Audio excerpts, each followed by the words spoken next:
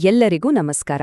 ಬೈಬಲ್ನ ಭವಿಷ್ಯವಾಣಿಗಳನ್ನ ನೋಡ್ದಾಗ ಕೆಲವು ಪಾತ್ರಗಳು ತುಂಬಾನೇ ನಿಗೂಢವಾಗಿ ಕಾಣಿಸ್ತವೆ. ಅವುಗಳಲ್ಲಿ ಬಹುಶಃ ಅತ್ಯಂತ ಕುತೂಹಲಕಾರಿಯಂದ್ರೆ ಚಿಕ್ಕ ಕೊಂಬು.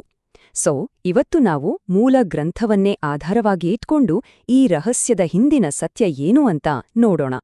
ಹಾಗಾದ್ರೆ ನಮ್ಮ ಮುಂದಿರೋ ಮೊದಲನೇ ಮತ್ತು ಮುಖ್ಯವಾದ ಪ್ರಶ್ನೆ, ಭವಿಷ್ಯವಾಣಿಯಲ್ಲಿ ಹೇಳಿರೋ ಈ ಚಿಕ್ಕ ಕೊಂಬು ಅಂದ್ರೆ ಯಾರು ಅಥವಾ ಏನು? ಇದೊಂದು ಕೇವಲ ಸಂಕೇತನಾ ಅಥವಾ ಇತಿಹಾಸದ ಯಾವುದಾದ್ರೂ ಒಂದು ನಿರ್ದಿಷ್ಟ ಶಕ್ತಿಯನ್ನ ಇದು ಸೂಚಿಸ್ತಾ ಇದೆಯಾ? ಈ ಎಲ್ಲ ಚರ್ಚೆ ಶುರುವಾಗೋದೇ ಇಲ್ಲಿಂದ. ಇದು ದಾನಿಯೇಲನ ಪುಸ್ತಕದಲ್ಲಿ ಬರುವ ಒಂದು ದರ್ಶನದ ಮಾತು. ನಮ್ಮ ತನಿಖೆಯ ಆರಂಭದ ಬಿಂದು ಕೂಡ ಇದೆ. ಮನುಷ್ಯನ ಕಣ್ಣುಗಳು ಮತ್ತು ದೊಡ್ಡ ಮಾತುಗಳನ್ನಾಡೋ ಬಾಯಿ ಇರುವ ಈ ಶಕ್ತಿ ನಿಜಕ್ಕೂ ಯಾವುದು? ಓಕೆ, ಈ ಭವಿಷ್ಯವಾಣಿಯನ್ನ ಸರಿಯಾಗಿ ಅರ್ಥ ಮಾಡ್ಕೋಬೇಕು ಅಂದ್ರೆ ಮೊದಲು ಅದರ ಹಿನ್ನೆಲೆ ನೋಡ್ಬೇಕು. ಮೂಲ ಗ್ರಂಥ ಏನ್ ಹೇಳುತ್ತೆ ಅಂದ್ರೆ ಈ ಚಿಕ್ಕ ಕೊಂಬು ಹುಟ್ಟಿದ್ದು 4ನೇ ಮೃಗದಿಂದ ಅಂತ. ಆ 4ನೇ ಮೃಗ ಬೇರೆ ಯಾವುದೂ ಅಲ್ಲ, ಅದು ರೋಮನ್ ಸಾಮ್ರಾಜ್ಯ.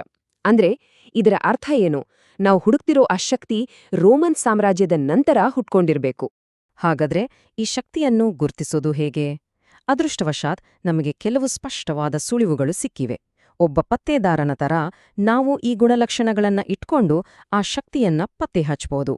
ಬನ್ನಿ ನೋಡೋಣ ಆ ಗುಣಲಕ್ಷಣಗಳು ಯಾವುವು ಅಂತ.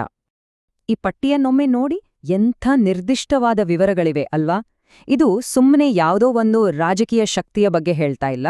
ಬದಲಿಗೆ ಇದು ನೇರವಾಗಿ ಮಹೋನ್ನತನನ್ನೇ ವಿರೋಧಿಸುವ, ಆತನನ್ನ ನಂಬಿದವರಿಗೆ ಹಿಂಸೆ ಕೊಡುವ, ಅಷ್ಟೇ ಅಲ್ಲ ಧಾರ್ಮಿಕ ನಿಯಮಗಳನ್ನೇ ಬದಲಾಯಿಸೋಕೆ ಪ್ರಯತ್ನಿಸುವ ಒಂದು ದೊಡ್ಡ ವ್ಯವಸ್ಥೆಯ ಬಗ್ಗೆ ಮಾತಾಡ್ತಿದೆ.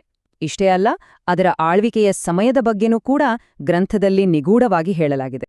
ಸರಿ, ಈ ಎಲ್ಲ ಸುಳಿವುಗಳನ್ನೂ ಒಟ್ಟಿಗೆ ಸೇರಿಸಿ ನೋಡಿದಾಗ ಮೂಲ ಗ್ರಂಥ ಒಂದು ನಿರ್ದಿಷ್ಟವಾದ ತೀರ್ಮಾನಕ್ಕೆ ಬರುತ್ತೆ. ಅದು ಈ ನಿಗೂಢ ಶಕ್ತಿ ಯಾವುದು ಅಂತ ಸ್ಪಷ್ಟವಾಗಿ ಹೆಸರಿಸುತ್ತೆ. ಆ ಗುರುತನ್ನ ನೋಡಕ್ಕೂ ಮುಂಚೆ ಮೂಲ ಗ್ರಂಥ ಬಳಸೋ ಒಂದು ಪದವನ್ನ ನಾವು ಅರ್ಥ ಮಾಡ್ಕೋಬೇಕು. ಅದು ಬ್ಯಾಬಿಲೋನಿಯನ್ ರೋಮನ್ ಪೋಪಾಸಿ. ಇದು ಕೇವಲ ಒಂದು ಧರ್ಮವನ್ನಷ್ಟೇ ಸೂಚಿಸ್ತಿಲ್ಲ, ಬದಲಿಗೆ ರೋಮನ್ ಸಾಮ್ರಾಜ್ಯದ ಪತನದ ನಂತರ ಹುಟ್ಟುಕೊಂಡ ಒಂದು ಧಾರ್ಮಿಕ ಮತ್ತು ರಾಜಕೀಯ ಶಕ್ತಿಯುಳ್ಳ ಒಂದು ವ್ಯವಸ್ಥೆಯ ಬಗ್ಗೆ ಹೇಳುತ್ತೆ. ಹಾಗಾದ್ರೆ ಮೂಲ ಗ್ರಂಥದ ತೀರ್ಮಾನ ತುಂಬಾನೇ ಸ್ಪಷ್ಟವಾಗಿದೆ. ದಾನಿಯೇಲನ ಪ್ರವಾದನೆಯಲ್ಲಿ ಬರುವ ಆ ಚಿಕ್ಕ ಕೊಂಬು ಬ್ಯಾಬಿಲೋನಿಯನ್ ರೋಮನ್ ಪೋಪಾಸಿಯನ್ನೇ ಸಂಕೇತಿಸುತ್ತೆ ಅನ್ನೋದು ಈ ವಿಶ್ಲೇಷಣೆಯ ಕೇಂದ್ರವಾದ. ಆದ್ರೆ ಕಥೆ ಇಲ್ಲಿಗೆ ಮುಗಿಯಲ್ಲ. ಮೂಲ ಗ್ರಂಥ ತನ್ನ ವಾದವನ್ನ ಇನ್ನೂ ಬಲಪಡಿಸೋಕೆ ಈ ಚಿಕ್ಕ ಕೊಂಬನ್ನ ಬೈಬಲ್ನ ಬೇರೆ ಬೇರೆ ಭವಿಷ್ಯವಾಣಿಯ ಪಾತ್ರಗಳ ಜೊತೆ ಜೋಡಿಸುತ್ತೆ. ಒಂದ್ರೀತಿ ಇವೆಲ್ಲವೂ ನೋಡೋಕೆ ಬೇರೆ ಬೇರೆ ಆದ್ರೂ ಎಲ್ಲವೂ ಒಂದೇ ಅಂತ ಹೇಳುತ್ತೆ.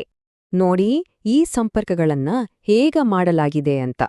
ಮೊದಲನೇದಾಗಿ ಚಿಕ್ಕ ಕೊಂಬನ್ನ ಉತ್ತರದ ರಾಜನ ಜೊತೆ ಹೋಲಿಸಲಾಗುತ್ತೆ. ಯಾಕಂದ್ರೆ ಇಬ್ಬರ ಗುಣ ಒಂದೇ, ದೇವರ ಜನರನ್ನ ವಿರೋಧಿಸೋದು. ಆಮೇಲೆ ಅದನ್ನೇ ಹಾಳು ಮಾಡುವ ಅಸಹ್ಯ ಅಂತಾನೂ ಕರೆಯಲಾಗುತ್ತೆ. ಇದರರ್ಥ ಪವಿತ್ರವಾದ ಸ್ಥಳವನ್ನ ಅಪವಿತ್ರಗೊಳಿಸುವ ಒಂದು ಶಕ್ತಿ. ಇದೇ ಶಕ್ತಿಯನ್ನ ನಾಶನದ ಮಗ ಅಂತಾನೂ ಗುರುತಿಸಲಾಗಿದೆ. ಅಂದ್ರೆ ಈತ ತನ್ನನ್ನೇ ದೇವರು ಅಂತ ಘೋಷಿಸಿಕೊಳ್ಳುವವನು. ಕೊನೆಗೆ ಪ್ರಕಟಣೆ ಪುಸ್ತಕದಲ್ಲಿ ಬರುವ ಬ್ಯಾಬಿಲೋನ್ನ ಮಹಾವೇಶ್ಯೆಯ ಜೊತೆಗೂ ಇದೆಲ್ಲ ಜೋಡಿಸಲಾಗುತ್ತೆ. ಈಕೆ ಭೂಮಿಯ ರಾಜರ ಮೇಲೆಲ್ಲ ಅಧಿಕಾರ ಚಲಾಯಿಸ್ತಾಳೆ. ಇಲ್ಲಿರೋ ವಾದ ಏಕ್ದಂ ಸ್ಪಷ್ಟ.